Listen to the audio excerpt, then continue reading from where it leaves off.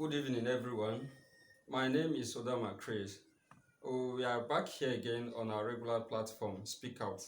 And today I have my distinguished friends who will be giving us an insight concerning what is happening to our country. More especially on the topic of our discussion is the present administration came into board with so many promises. And from 2015 till today, we see that different things are happening. Some have given their tapes, they are doing well. Some have saying they are not doing well. So I have gentlemen with me today who will be giving us their thoughts concerning this particular administration, if they have done well or if they have not done well. So I will start from my right. Please, you give us your name and then you give us your perspective concerning it. Okay, Emmanuel Michael. Yes, to my left. Energy Gabriel Jr. Thank you, gentlemen, for coming. Please, It's a pleasure. Mr. Energy, you just heard what I said. The administration since 2015 till date, that is the APC, to said, and the government of President Muhammadu Buhari. What would you have to tell the audience? Has this administration done well to you, or they have not done well? Please, your perspective. Thank you. Thank you very much for inviting me for this kind of beautiful topic. It's a very broad topic, but let's just see how we can do justice to it. When you are saying assessment of a particular administration, it is actually very broad. Is it economical? Is it the social life of the people? Is it the security, which is very paramount? What have the governments done so far? Well, I think to my own personal assessment, I would say the government has scored beyond pass mark. Why do I say the government has scored beyond pass mark? Because if you check the assessment from 2015, and this is 2020 already, they are about to finish their second tenure, and if you can see, they are seriously campaigning in Edo, Ondo, and other states that they should vote for them. But have they actually scored to a level where the people should tell them to come and rule again? Look at the aspect of security. There is still killing going on in Zamfara. There is still killing going on in southern Kaduna. There is still kidnapping, banditry in Katsina and all over. What is actually happening with our security architecture? What is actually happening with the chief security officer of the country, which is the Mr. President? I think to me, they have gone beyond expectation. But what we actually expected them, with the promises they came 2015, they have done beyond it. So let me just hold Thank up you there. so much. You said they've scored beyond average. That means we don't even need to score them. Actually, they came into this administration with beautiful promises. Insecurity, which is say they are going to tackle corruption, and all of that. Beautiful promises. Mr. Mike, do you think that this administration has done some level of or kept to their promises which they gave us in 2015? I wouldn't want to agree totally with my gentle colleague who scored them. He said pass mark. But in the other way around, the people you score pass mark, you also enumerating some failures in terms of security tending. So I don't even know how to reconcile the two. But I think what he said that he scored them below. Below pass mark. Below pass mark. I think that was if I can Yes, quote him yes, right. yes, yes. He said he scored them below pass mark. Okay. Yes. I want to say that to some beautiful extent, let me be fair to them. They have been able to achieve some successes, and in some aspects, we still have a lot of questions unanswered. I want to talk on the area of corruption. I want to say that to some extent, when they came in, they rode on a mantra of change. Yes. And with so much emphasis on coming to fight corruption. And one of the things they did, which I also commended them, was TSA, that is a single treasury account. Before now, You have different ministries and departments having their own accounts. But there have been this allegation concerning that TSA that the previous administration started it. But if the previous administration started it, but it's unknown to us. It was these people that brought it to fore that this is a system being put in place by us, and the previous administration has not even been shouting on top of their voice and saying, no, this is our brainchild. But whoever that brought it, but we knew that it was this current administration that was on it to make sure that it's fully implemented. So that singular act alone has a way of blocking a lot of loopholes that we've been having before now. Between 2015 and 2016, according to what they posted to us, they said they recorded a revenue of 3 trillion naira. Is a good plus to them. So in that aspect, I would say they have tried. And we've also seen some high-profile cases that this administration have achieved. For the first time, we see some governors that, Mr. Mike, you said the recorded successes are about in terms of corruption fighting, yes, to some extent, and then generated some reasonable revenue. I hope you are aware of the debt rate of our society, of the country today. If they are generating that kind of revenue, so why do we go borrowing? and you know that as we are growing, Or maybe it's natural that we must borrow. no, definitely different countries borrowed, but Okay. my problem there is, what are you borrowing that money to do? Is another side of it. Had it been you are borrowing exclusively, maybe 80% Mr. of Mike, your hold borrowing. your thoughts, please. Thank you so much, Vio. I know that you are staying with us. So, Mr. Energy, yes, I think I can still go with your words that you said that this administration have done nothing, if I may put it in other way around. And they are still campaigning in other states now. Do you think that reasonably enough, they're supposed to still be campaigning? Well, if they have started well from 2015, I think they were supposed to build on their 2015 mandate. But since they're about to leave the office, which is 8 years, and there's nothing to present, I don't think there's any need for them to have been given the third chance, because they have been given the second chance already.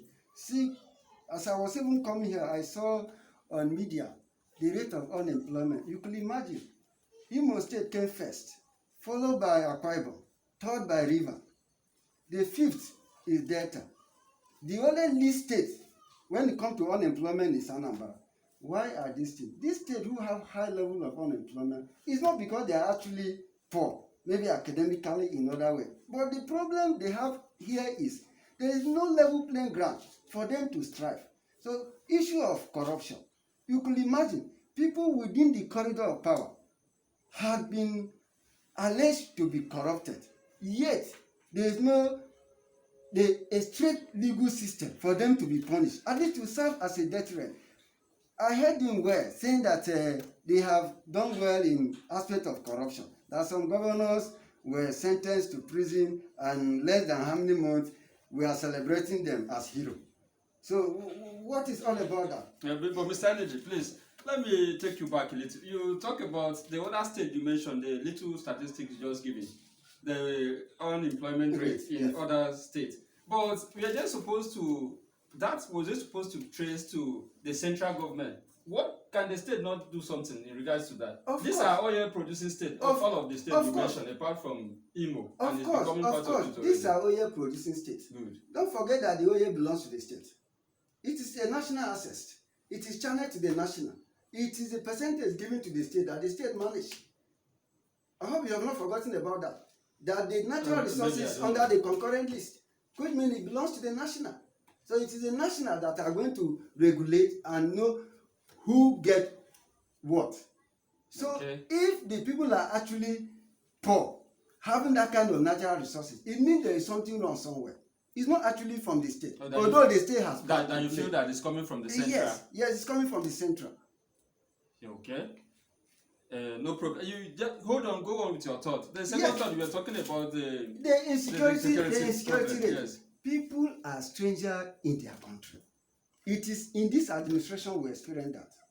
People are no longer safe in their inherited environment. It is in this administration we start experiencing this. Nobody sleep with two eyes closed. Okay, even part of the people who are causing this thing. You could imagine last week I was about traveling to Kaduna. The only third class citizen means of poor people to travel, it is 3,000 naira.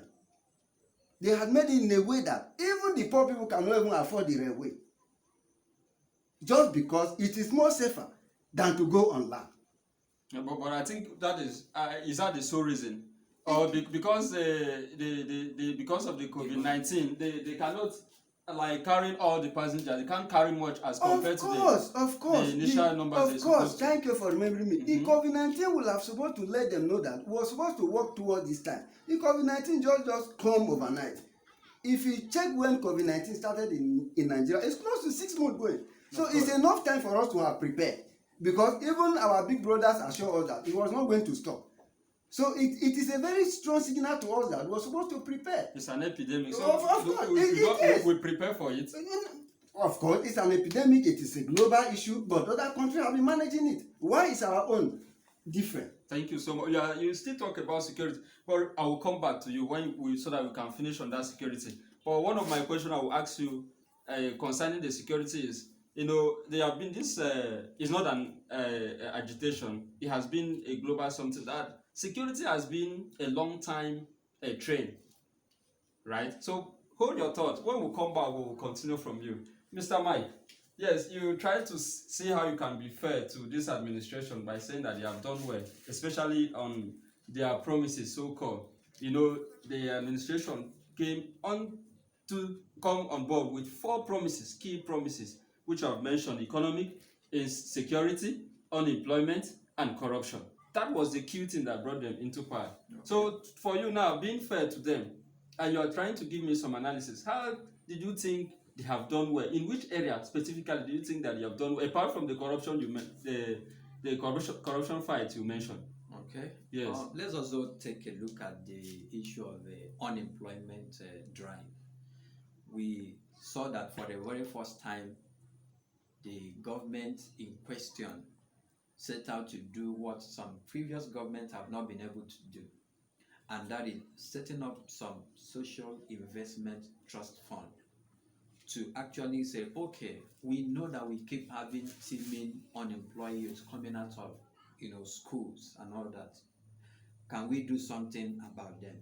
And they set out with saying, okay, let's introduce what they call Empower, with different strands of programs attached to it, and say we can actually have our youth enroll in this program where we also train them and also pay them a stipend at the end of the month. About 500,000 was recruited to that exercise. Now, if you are to do your little multiplying effect as an economist, you discover that when you have 500,000, as a typical Nigerian or African, whereby we believe in this system of depending on one another, if at least minimum of 3 persons depend on one person, multiply 3 times 500,000 from the 30,000. Definitely, we are talking about over 1 million or 1.5 million. So by that alone, I think they have been able to cushion that effect of that unemployment, which if we have left it unattended to, let's just assume that maybe about 100,000 take to crime. Imagine what it will have turned around to be. So in that aspect, they have done very well. But I'm not going to rate them like my gentle colleague who gave them below pass mark. But there are still other aspects I will say that they have not creditably done well. Because what you stood out for me as a pass mark or saying you've done well is when you now look at it. I am of Bednam school of thought. He says general good. When you look at the general society, if you have 10 million, if 5 million can beat their chest and say, oh, our government have done well, I think that is where our pass mark or your mark should be coming from, not on behind the camera, because what I'm facing is different from a man in Katsina State is facing. So I think the generality of the public should even be the one to give that pass mark. Okay, not only you, giving them that pass mark here today. Thank you so very much for your thoughts. Mr. Energy, you talk about insecurity. I think we have one astute question. Yes, even before going to the issue of insecurity, I want to, if I heard Comrade Mike very well, about the issue of social welfare. Social welfare, from where we borrow it from our big brother, is just like feeding. You don't tell somebody I'm going to feed you for 3 months, when naturally the person is to live for 100 years. So after 3 months, who feed the person? When you are talking about social welfare, It is something you give to an unemployed person. But they said Until he's no, no, giving no. he's giving credit to them No, because no, no. I want he to said tell that you. the previous administration, I think with Yes. his word, he said that none of the government has done that Yes, before. if you listen to me But and then- if you know my kind of person, But I then- am not good when it comes to issue of comparison between two evil. But if it must be necessary, I go for lesser one. Okay. So what I'm trying to correct Mike is that the issue of social welfare that has become only the pillar they are holding hand on. Is he aware that the 500,000 persons have been disengaged after about 3-4 years of engagement? So the question is, where are you disengaging them to? Have you made a level playing ground for them after engaging them for 3-4 years, then disengaging them to now go and start on that exit package? The question is no. And maybe the They are government will still, tell you that yes, there was yes, no provision yes. for that. If you watch over the media recently, the people were protesting that their stipend for over 2 months have not been released. These are people who are working for it. So how is it called social investment? They are working for it. Yeah, but it's true that none of the administration have done that before. Yeah, like I earlier told you, you don't compare two evil. This is Nigeria. It belongs to everybody. So everybody is rather striving to see how the right thing will be done. Then the issue of insecurity is something that even our big brothers are worried. They are even warning their brothers and sisters living in the country about the flashpoints in some states in Nigeria. It means the government in power have failed in aspect of security. But it has been there now. It has been a global issue, and then it has been a trending issue as well. Of course. Good. Each region have been fighting security. Good. We are not saying the society must be crime free. No, but it should be fight to a minimal level where people can live. It's okay. Thank you so much. I know you don't want to score this administration any pass mark, but at least you can have something to tell them today that they have not done well, according to your words. Well, it's only advice. Yes, so I'm you can only here advise to them advise. if they can change. Yes, they still have a reasonable time. Right. From now Okay. to 2021, they Okay. can still do miracle. But we are Work still on our security architecture. But remember, work we are on still our fighting, social life. we are still struggling with Of COVID-19. course, the issue of COVID-19, even where it started from, they are out of it already. Okay. Yes. That means definitely our country too is going to get out of Of course, it. And maybe of sooner. course, the issue of COVID-19 is even. Did you know that 45% of Nigeria don't believe that there is COVID-19 in Nigeria? But that is personal now. No, it's not. But does it It's make it? not. But does it make it real? It doesn't make it real from my own perspective. Of course, with my level of experience, Okay. it is not true. But why are they not believing on it? It is because of the level of policy, the level of politics the government in power are playing in respect of this COVID-19. It's okay. Thank Okay, you so much, everything Mr. you tell Energy. Nigerians- I know that you have a lot to You know- offer to us concerning this particular topic. Please, I think subsequently we'll come back. But at Thank you least very much. tell them that they should do like this, especially on the mantra that they came into, so Of that they can course. reinforce themselves and do better. Of course, it is our country. We are not going anywhere. We must fight it together to make sure everybody will have an equal share. The people just have reasonable time. The next election is coming up 2023. From now to 2023 is almost close to 3 years. Yes. Of course, it's enough time for them to change and convince the people that yes, they have a lighter promise than what they have seen in the previous time. So they should wake up.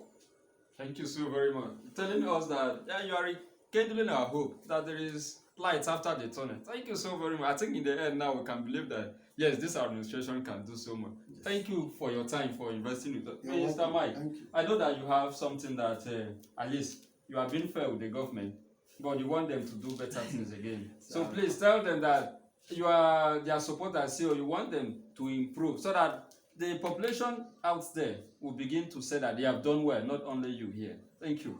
I just want to quickly say that the issue that we are battling today is beyond APC and PDP of the thing. Until we start having this sense of ownership in this country, we will not move forward. Because, like you said, within 3 years now, the APC, perhaps they might leave, they might not be a party to continue until we get the systems very well. Because if you watch right now, the culture of impunity that is going on in this country, whereby somebody will tell you, I will do this and nothing will happen. And it turns out that way and nothing will happen.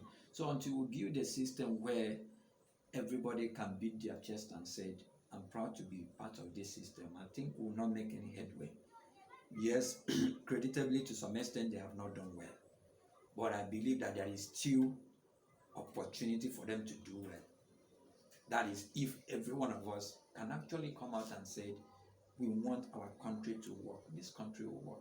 Thank you so very much. I think I'm impressed, finally, in the end, that our government can still do well. I think this is coming from the both speaker. So I know that definitely, me too, I will join to say that, yes, our country can do very well if we put the system right, according to Mr. Mike. So thank you very much for your time. Thank you for coming. So my audience there, you have the opportunity to join us. You can join on us Instagram, Facebook, Twitter, on EBF TV. So you can make your comment. The discussion will not stop here. It will continue as we get your comment. Thank you so much.